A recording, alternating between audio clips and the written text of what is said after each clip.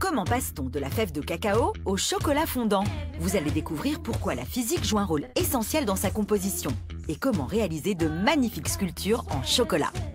Sous les spatules des chefs Thierry Marx et Yannick Lefort, la nouvelle pâtisserie se teinte de saveurs et de textures inédites. Comment le cerveau s'adapte-t-il aux nouveaux goûts qu'il rencontre? Décryptage.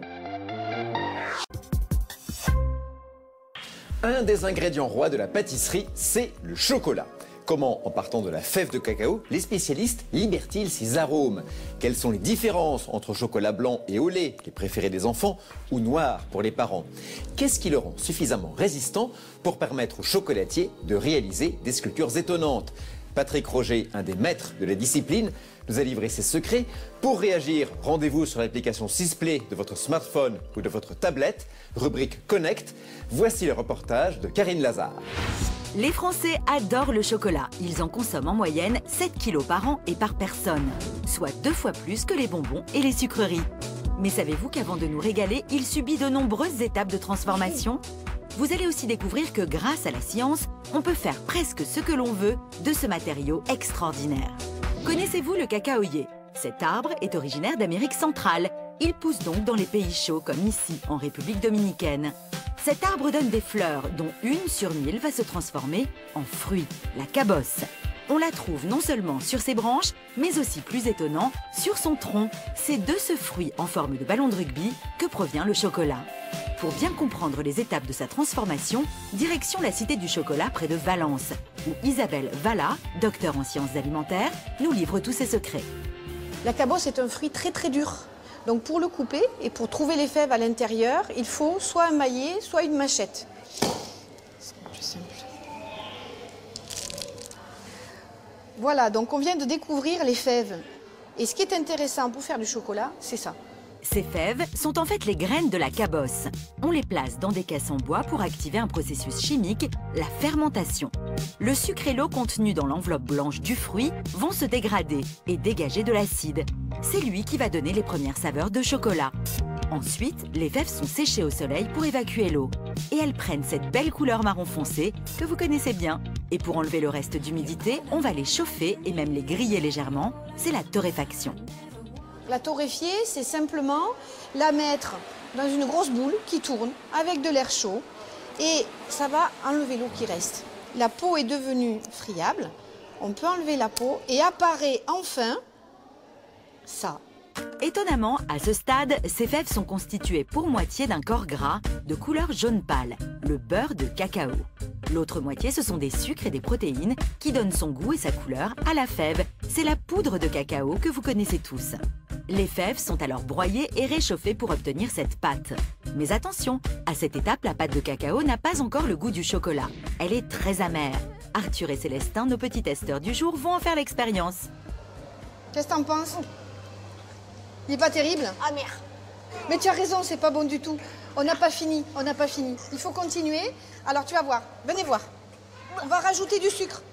C'est le sucre rajouté qui va adoucir le goût. Plus il y en a, plus il est doux. Un chocolat à 70% de cacao aura ainsi moins de sucre et sera plus amer qu'un chocolat à 50%.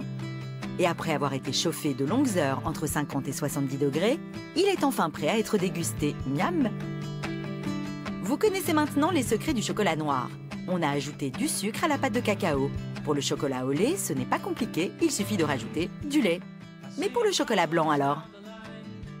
La question piège. Qu'est-ce qu'on met dans du chocolat blanc? Du blanc? Non. Alors si. Non mais si. Qu'est-ce qu'il y a de blanc là-dedans? Alors du beurre de cacao, c'est juste. Du sucre, c'est juste. Et du lait, c'est juste. Moi je dis bravo les gars. Eh oui, étonnant non? Dans le chocolat blanc, on n'a gardé que le beurre de cacao. Mais il y a quand même une saveur. Le goût du chocolat. Vous allez maintenant découvrir que le chocolat est une matière extraordinaire. Rendez-vous avec Patrick Roger, sculpteur en chocolat, que vous découvrirez prochainement dans l'émission Le Meilleur Pâtissier. Nous sommes dans son atelier. Regardez ces incroyables créations plus vraies que nature. Devant nos yeux, il met la touche finale à un éléphant de près de 5 mètres de haut. Le chocolat, c'est une matière qui est hyper complexe. On l'emploie aussi bien de façon à essayer de la maîtriser le plus possible, mais aussi où on va la déstabiliser complètement et jouer avec toute cette alchimie, cette physico-chimie surtout. Mais quel est son secret pour réaliser de telles structures entièrement en chocolat sans qu'elles ne cassent? Patrick Roger maîtrise instinctivement et à la perfection la physique du chocolat, comme Raphaël Aumont, physico-chimiste, va pouvoir le constater. Donc quand on est comme ça, on va dire qu'on est super solide. Et si j'ai la moindre... Donc il n'y a aucune solidité. Et c'est une galère sans fin. Et là, on voit par exemple sur l'œuf, hein, il a encore explosé. Cet œuf s'est fêlé car la structure de son chocolat n'était pas homogène. Il s'est déformé en durcissant. L'idée, de toute façon, c'est d'avoir des solides différents à l'intérieur, des formes de cristaux qui sont en compétition. Et à un moment, le moindre prétexte, et c'est l'un qui l'emporte par rapport à l'autre, et c'est la fissure. Rappelez-vous, le chocolat, c'est une poudre de cacao enrobée dans un corps gras, le beurre de cacao. Celui-ci devient liquide à partir de 40 degrés. Sous cette température, il durcit en formant des cristaux. Pour que les sculptures de Patrick soient solides, il est indispensable que les cristaux soient réguliers. Et pour rendre le chocolat brillant, il faut aussi que ces cristaux soient le plus gros possible. Explication. Si on veut faire des beaux petits sujets en chocolat bien brillants, qui se démoulent facilement, il va falloir faire une opération qu'on appelle le tablage ou le tempérage. Tempérage, c'est-à-dire qu'il va falloir parfaitement contrôler la température. Donc, on porte à fusion notre chocolat, c'est-à-dire qu'on va le rendre complètement liquide. Donc, il faut dépasser typiquement les 40-45 degrés. On va ensuite refroidir rapidement. Pour refroidir le chocolat rapidement, on l'étale sur une plaque de marbre très froide, puis on le réchauffe légèrement pour le travailler. Le petit cristal va fondre très facilement. Le gros cristal, il va fondre, il va se rapetissir, mais il va quand même rester. Et finalement, dans cette masse qui aura donc refroidi puis refondu, on n'aura que quelques gros cristaux uniquement. Ainsi, notre chocolat ne comporte que de gros cristaux. Ils vont refléter la lumière comme le cristal du diamant. Finalement, le chocolat, c'est vraiment le diamant de la pâtisserie. Pourquoi ça brille, etc. De mille feux exactement. Vous regardez une pierre précieuse, vous voyez tous ces petits éclats brillants à l'œil nu. Et bien à l'intérieur, il y a notre beurre de cacao qui fait aussi tous ces petits éclats brillants et qui donne le côté vraiment très très appétissant et gourmand, tel qu'on peut le retrouver justement dans les sculptures de Patrick Roger. Le célèbre chocolatier et sa fille, Céleste, vont maintenant nous livrer les secrets de fabrication de sa sculpture spéciale Noël, le sapin en chocolat. Prenez des notes car il est facile à reproduire à la maison. Céleste dessine des étoiles de la plus petite à la plus grande. Ouais, c'est pas mal. Vas-y, donc tu verses tout. Puis elle mélange du chocolat avec des amandes grillées. Voilà, tu tournes comme ça.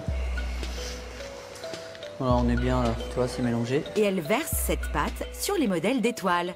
Attention, il faut bien attendre que le chocolat durcisse, puis il suffit d'assembler les étoiles en les fixant avec du chocolat fondu. En plus, c'est bon. En refroidissant, il va durcir et faire office de colle. C'est pas mal, non?